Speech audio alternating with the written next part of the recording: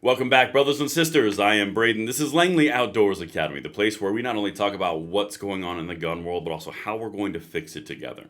And the content that we're about to talk about is going to that point, and I guarantee you, you're not going to see this on any other GunTube channel. The reason that I'm about to show you this is because you are winning. You've had 4 years of staring defeat right in the face, and yet you've prevailed.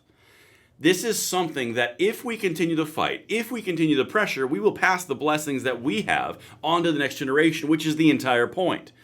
I'm about to show you what the gun controlling groups are saying openly about what you've accomplished, which is a death knell to them and their objectives.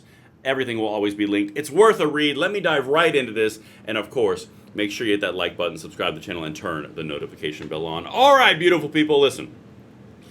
This is in the fallout from the Trump attempted assassination. This is an article on ABC News. And the entire thing here is Democrats in Pennsylvania are now lamenting the idea that they'll never be able to get AR bans now. Now, that doesn't make a whole lot of sense if you're following the well-known gun control narratives. Something bad happened with gun, we get take away gun. It's easy. And yet, that's not occurring. All right, I'm going to go to something at the end of this article because I want to show you this. I've even highlighted it in red because it stands out that way a lot better. Listen to this. But it's politically difficult to pass such bans because the AR-15 has become, quote, a symbol of freedom to ardent gun rights supporters, said Adam Garber, executive director of the gun violence prevention group Ceasefire PA. That is a subset of Ceasefire USA. That is a national gun control group. They just said in an article on ABC that it's hard to ban the AR because it's become a symbol of freedom. You've created a symbol. If they cannot take the AR-15, which is their design goal and all their emphasis and impetus to do so, they cannot do their other goals because they have promised getting rid of weapons of war. And if it has become an icon or a symbol of freedom, that is a massive admission. All right, let me get back to the rest of this because I got a lot more stuff I want to show you here. But listen to this. Again, this is focusing on Pennsylvania. Political divisions stall proposed gun policies in Pennsylvania, talking about AR bans, where assassin took aim at Trump. Months beforehand, some Pennsylvania lawmakers had proposed to outlaw the type of rifle that was used in the assassination attempt against Republican presidential candidate Donald Trump. Well, at least they're calling it an assassination attempt now, because early reports when they came out was he fell over at the loud sounds. Anyway, moving right beyond. Oh, one more thing. This is from the 19th. This is from yesterday. Check this out. The legislation stalled without coming to a vote, talking about the AR-15 bans. But there was no surprise. Politically divided Pennsylvania has been a standstill for years on gun policy, lacking enough support to either strengthen or relax existing firearm laws. That's unlikely to change as a result of the shooting at Trump's rally, which killed an attendee, seriously injured 2 others, and wounded the ear of the Republican presidential nominee. Quote, this is a Democrat legislator.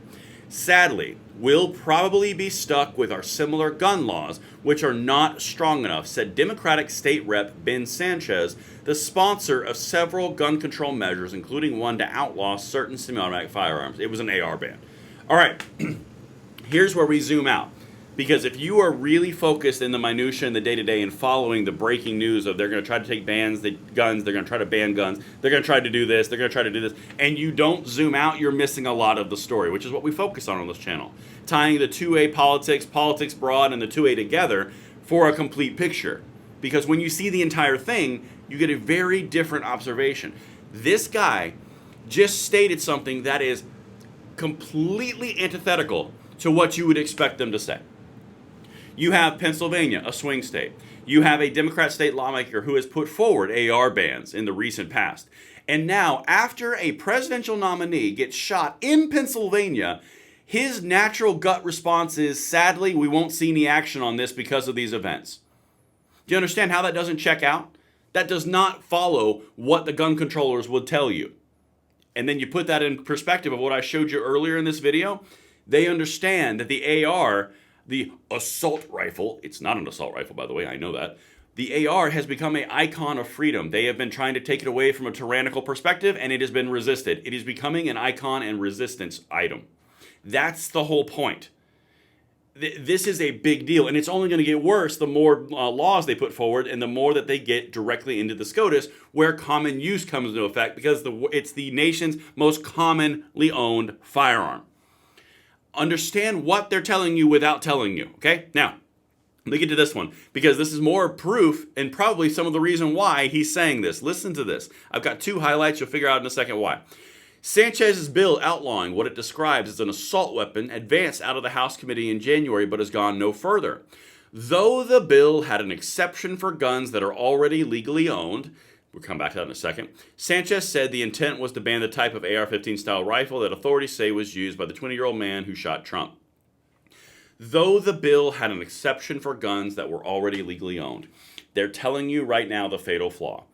They know that legally they cannot seize weapons. That is absolutely antithetical to the Constitution, to gun rights, to Second Amendment. You cannot do it. But at the same time, they're telling you that the AR-15 is a weapon of war and can't exist in our streets. And in fact, while they exist, the world is going to end. Everything is going to end. But they put forward AR bans that have grandfather exemptions, which means you keep all the ARs. It doesn't make sense on its face. And now it's becoming an icon and a symbol of freedom? Guys, do you see the writing on the wall if you continue to fight what this is going to be in several years? Oh, baby, let's keep going because that's what we're about. A couple more things here. Quote, this is from the gun controllers still trying to push this. When one of the most secure and protected individuals on the planet, a former United States president, is not immune from dangers presented by the prevalence and accessibility of high-capacity, long-range assault weapons, we must react and re-examine our collective indifference to addressing this issue. Okay. There cannot be a more long-winded way to say ban something without saying the word ban something. They are literally going to this level of extreme because they know saying ban the AR-15 is becoming a toxic statement. Again, I want to conclude this video with this statement again, but it's politically difficult in such to pass such bans because the AR-15 has become, quote, a symbol of freedom. If you look at the fight that we've been in for the past 3.5 to 4 years, recently, we've obviously been under the gun, so to speak, for gun control for the last 20 to 30 years. But if you look at the last 4 years, all the movement that has been made forward in light of ultimate pressure by the left on the Biden administration, which has trickled down to us, which is ironic because trickle-down gun control works, but trickle-down economics doesn't. You have been making gains because you've been standing up, because you put the right people in the right places, because Trump put the right people in the SCOTUS. Everything is working against their most incredibly focused desires, and it's all falling apart because it's now become a symbol of freedom. They have made the thing that they hate the thing that we cherish. This is incredibly important to understand, and please send this one out because we are winning and we will continue to do so. And thank you, and I'll see you on the next one.